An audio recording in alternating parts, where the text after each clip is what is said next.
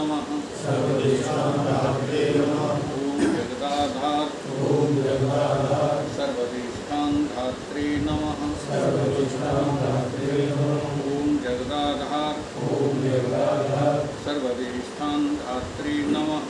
सर्वदेशांधात्रे नमः। सच्चिदानंद भगवान की जय। सत्य सनातन धर्म की जय। सतगुरुदेव भगवान की जय।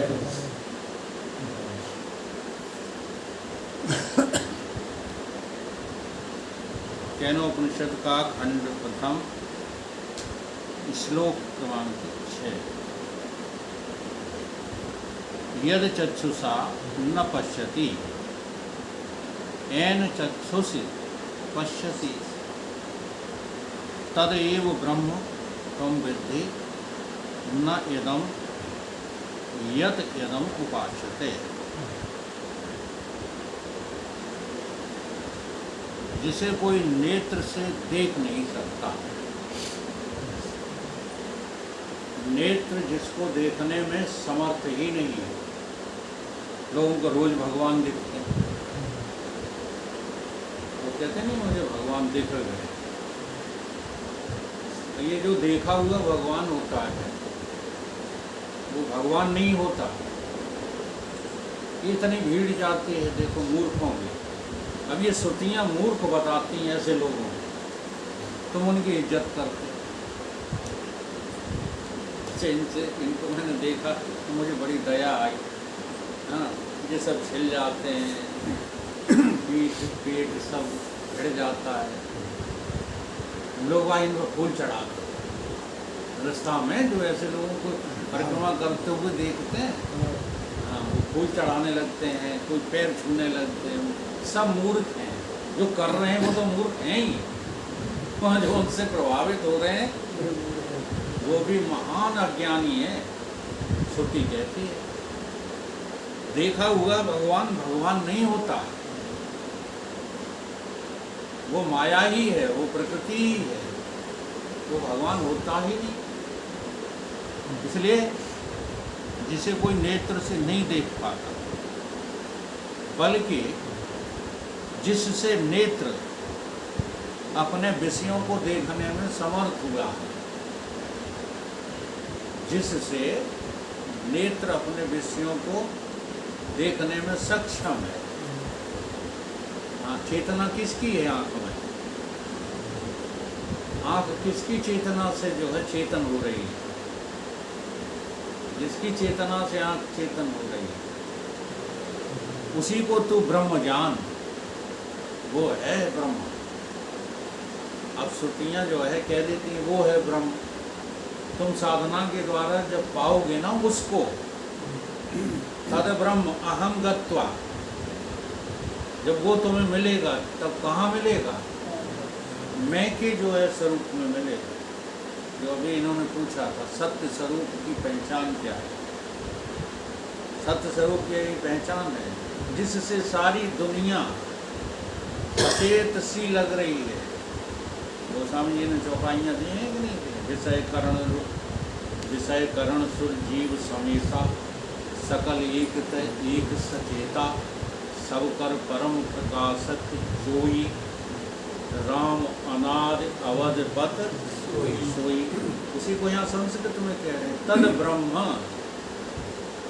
जिससे आँख देखने की सत्ता प्राप्त करती है, उसको तू ब्रह्म जान।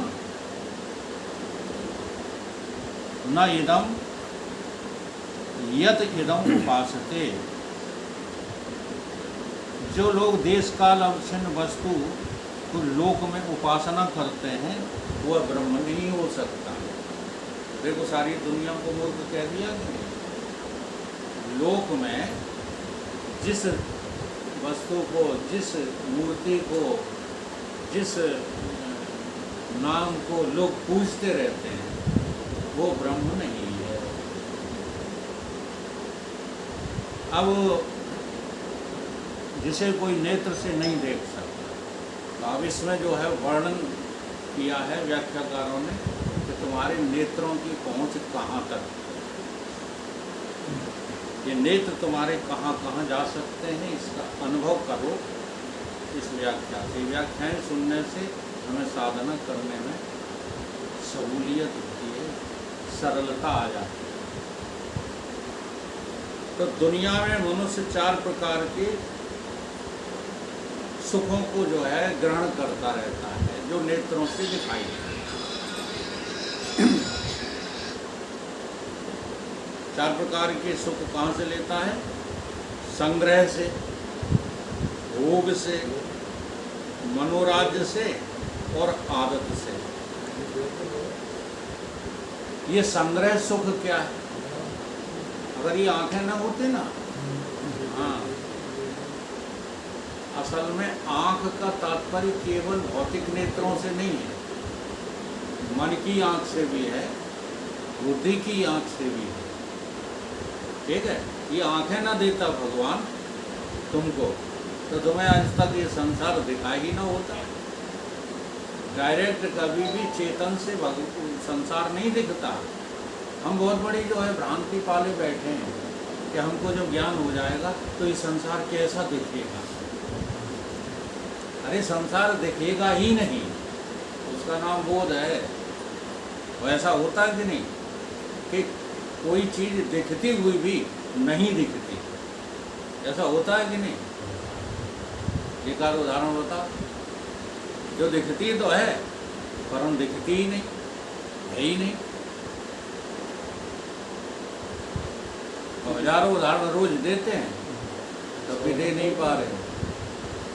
मृग तृष्णा का जल होता है पर दिखता है कि नहीं? तो जल दिखता है।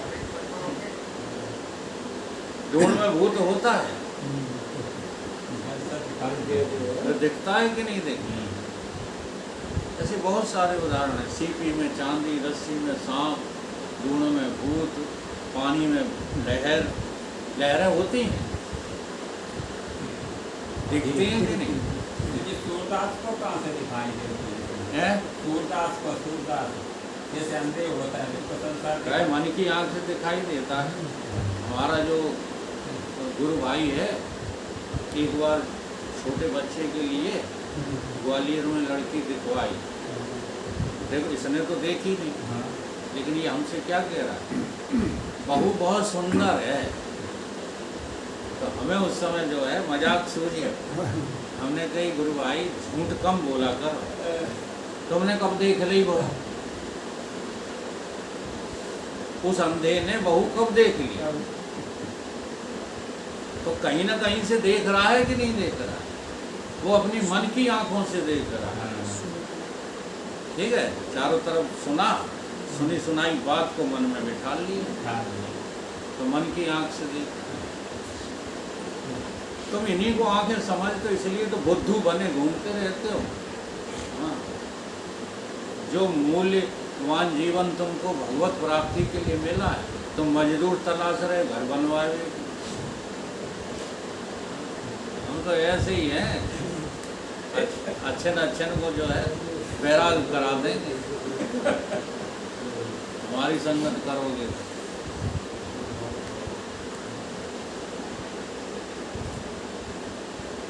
संग्रह सुख क्या होता है? सुनो, मनुष्य अपने पास कुछ संग्रह कर लेता है और संग्रह से अभिमान कर लेता है। पहले तो जोड़ लिया, फिर अभिमान करने लगे। उसमें धन का संग्रह, जमीन का संग्रह, आदमी के समुदायों का संग्रह, अपने पीछे चलने वाले लग्गू भग्गू चमचों का संग्रह। ये संग्रह वो करते हो कि नहीं? और फिर हमारे पीछे इतने लोग होते हैं, इसका अभिमान। विद्या का संग्रह, तमाम लोगों को गीता कंठस्थ याद है, लगे मकान बनवाए हुए में गीता कंठस्थ सुनाएंगे यहाँ आकर, और लगे कहाँ पड़े हैं। ये संग्रह है, ये किसके द्वारा होता है? नेत्रों के देखने के द्वारा होता है। हाँ, इनको झूठा करना सरल उपाय नहीं है। तुम्हारे नेत्रों ने तुम्हें बर्बाद किया है। और भगवान ने नेत्र काहे के लिए दिए थे? कि सबको तुम मिथ्या देखो, इसके लिए नेत्र दिए। तपस्या का संग्रह, बहुत लोग जो है तप करते हैं, दैहिक तप, भौतिक तप, उसका संग्रह। बुद्धि का संग्रह माने जिन जिन कारणों से मनुष्य को अभिमान होता है कि मैं बड़ा हूँ, तो अपने बड़प्पन का ख्याल करके आदमी बहुत खुश होता है। अब ये नहीं सोच पाता तुम बड़े आदमी हो, अच्छा काय के बड़े हो बता दो। हर आदमी बड़ा होना चाहता है, बोलो, हर आदमी बड़ा होना चाहता है कि नहीं होना चाहता है, लेकिन ये जानने नहीं चाहता है कि हर कोई अव्यक्त रूप से सबसे बड़ा है, तुमसे बड़ा कोई है ही नहीं। ये जानना नहीं चाहते, बल्कि बड़ा होना चाहते, किसी न किसी को माध्यम बनाकर। हमारा बेटा जज है, जज के बाप हैं, हम इसलिए बड़े हैं, और खुश होते हैं। क्या पूछते हो? वाह, हमारे बैंक में इतने करोड़ रुपए रखे हैं, तो बैंक में और पता नहीं कब सब उलट पुलट हो जाए। दुनिया में सरकारें बदल जाती हैं, ठीक है, तो उसमें कहाँ सुख है? क्या रुपया को तुम खाते हो कि पीते हो? चलो रोटी तो खाई और पानी पिया जाता है, रुपया क्या करते? हम छोटे थे, जब बोध नहीं था, तब जो है हमारी बड़ी बहन जी कहते हैं है ना, चवन्नी पिताजी से खाने के लिए मांगो, तो हम कहें बहन जी अटक नहीं जे खाएंगे वाले चवन्नी जब खाएंगे तो अटक नहीं जाएगी। तो वो हंसती थी, अरे अल्लाह तुम जानते नहीं, इसको खाना नहीं कहते, उस चाराने से जो समोसे आएंगे, कचौड़ी आएगी, वो खाएंगे। चाराने की मैंने 4 कचौड़ी खाई, आज देख लो क्या हालत होती है। आज 10 रुपए की मिलती है एक कचौड़ी, हाँ अच्छी वाली। तो इन सबको तुमने क्या किया? संग्रह किया और इनका अभिमान करके सुखी हो। जब जो सुखी हो नहीं प्यारे, तो घोष कर लो। एक सेठ के घर में बहुत भीतर घुस गया, उसके पास 3 हार थे। ये महाराज जी अपनी स्थिति बता रहे, 3 हार थे, और ये सन 1857 में गदर हुआ था। तब किसी नवाब से उन्होंने ये प्राप्त किए थे, उनके पूर्वजों ने, तीनों हार। तो पहले उनकी कीमत 6 करोड़ थी, बाद में 36 करोड़ हो गई, और अब जाने कितनी हो गई होगी पता नहीं। तो इन हारों को पहनते हो ऐसी भी बात नहीं, देखते हो ऐसी भी बात नहीं, वे रखे रहते हैं, बस दिवाली के दिन निकालते हैं पूजन करने के लिए। और हमारे पास कितनी बड़ी संपत्ति है, इसका उनको अभिमान रहता है। तो धन से अभिमान करोगे, मकान से अभिमान करोगे, जो संग्रह तुमने इन आँखों के कारण किया। यही आँखें नहीं,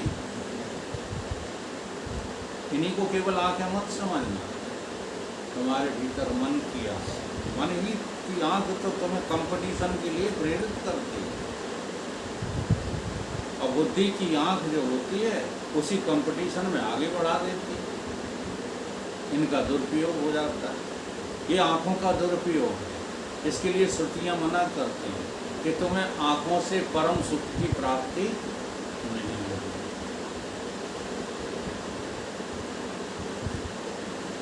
जमीन का अभिमान, ये सब छिनने वाली चीज़ें हैं। विद्या, बुद्धि, तपस्या, त्याग भी छिन जाएगा।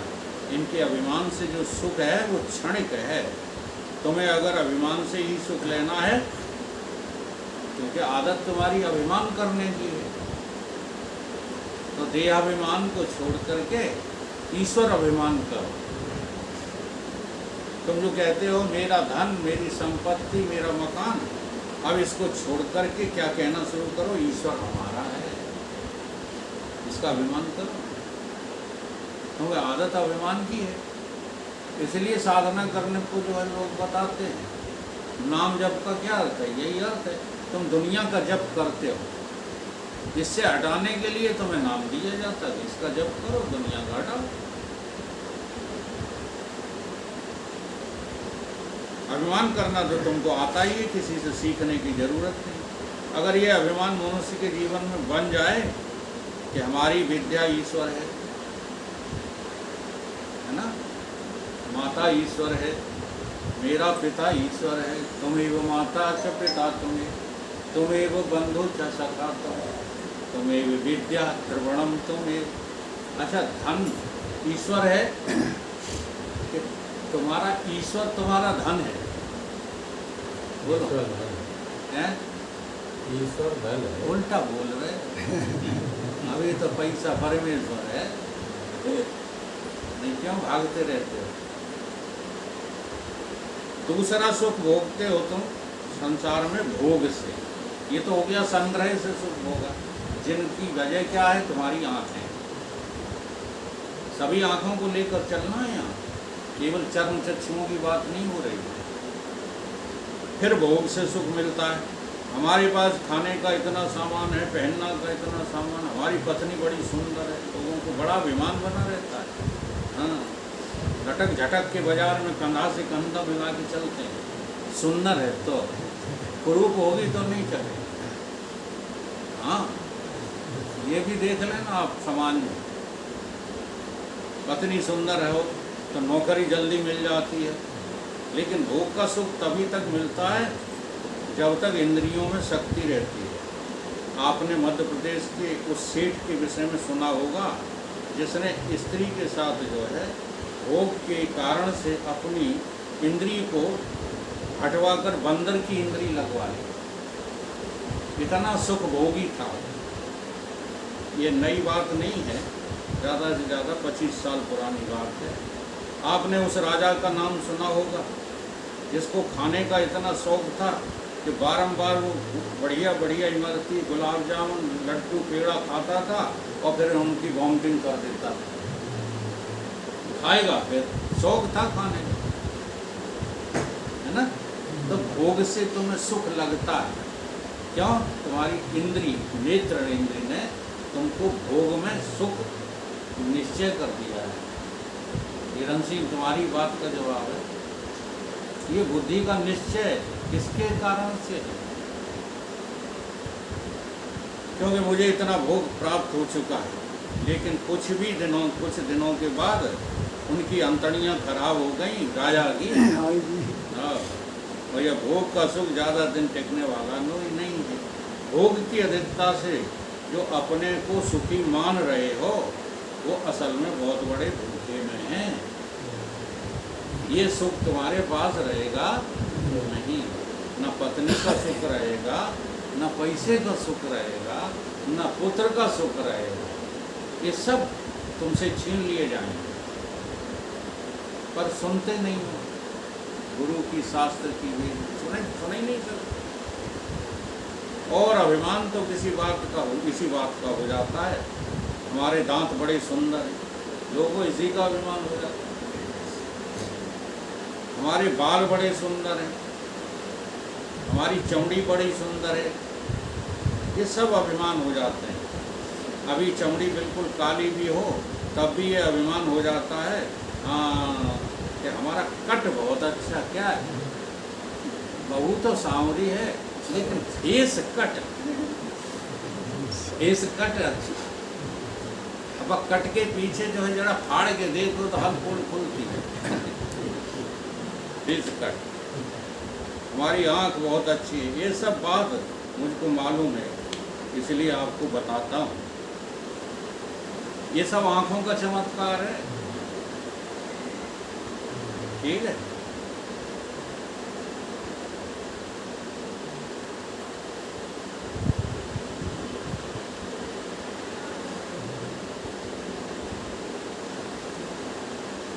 हमारे पास कैसे ऐसे लोग आते हैं, आप इसका अनुमान नहीं लगा सकते। एक स्त्री आई, मामा जी बता रहे हैं, एक स्त्री आई मेरे पास, आते ही उसने कहा कि स्वामी जी हमारे बाल इतने लंबे हैं कि जब मैं बालों को खोलकर चलती हूँ तो वे धरती को छूते हुए चलते हैं। पहले दिन उसने हमको ये बात बताई और 2-4-6 दिन बाद उसने अपने बाल खोल करके चल करके मुझे दिखाया कि हमारे बाल धरती को देखो ऐसे छूते हैं, और इसका बड़ा अभिमान उसे हो गया कि स्वामी जी हमारे बाल देख कर पर तुम संतों को नहीं समझते, न वो तुम्हारी बाल देखें न खाल देखें, वो देखते तो हैं लेकिन तुम्हें भीतर तक देख लेते हैं कि तुम महान अज्ञानी हो।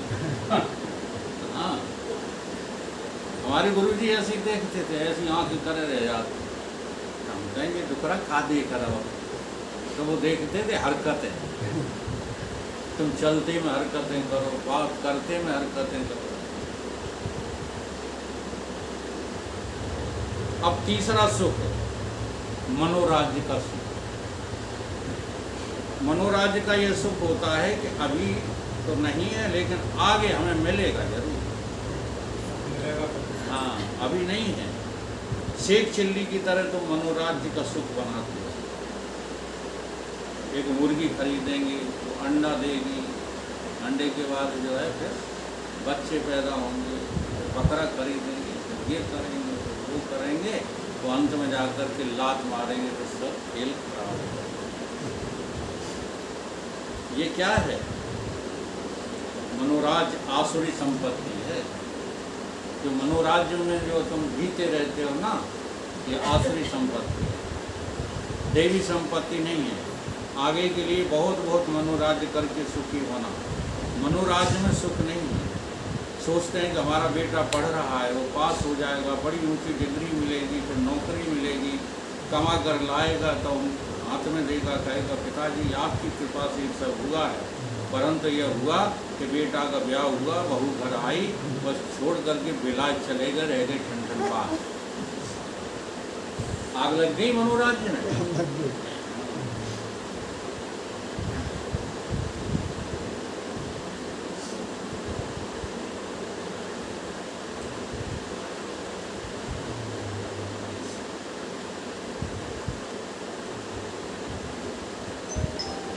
चौथा सुख है संसार में आदत का बन जाना। आदत पूरी संभाल ले बस हो गया भजन। आदमी अपने जीवन में जैसी आदत डाल लेता है, ये सब आंखों का ही चमत्कार है, इसलिए वर्णन किया जा रहा है। आप ये समझते हो कि केवल ये बाहर जो दो दीदा दिखाई दे रहे हैं यही आंख है, नहीं। हृदय की आंख की बात हो रही है और दिव्य आंख की बात हो रही है। तुम दिव्य आंख का भी दुरुपयोग करके संसार को दिव्य देख लेते हो।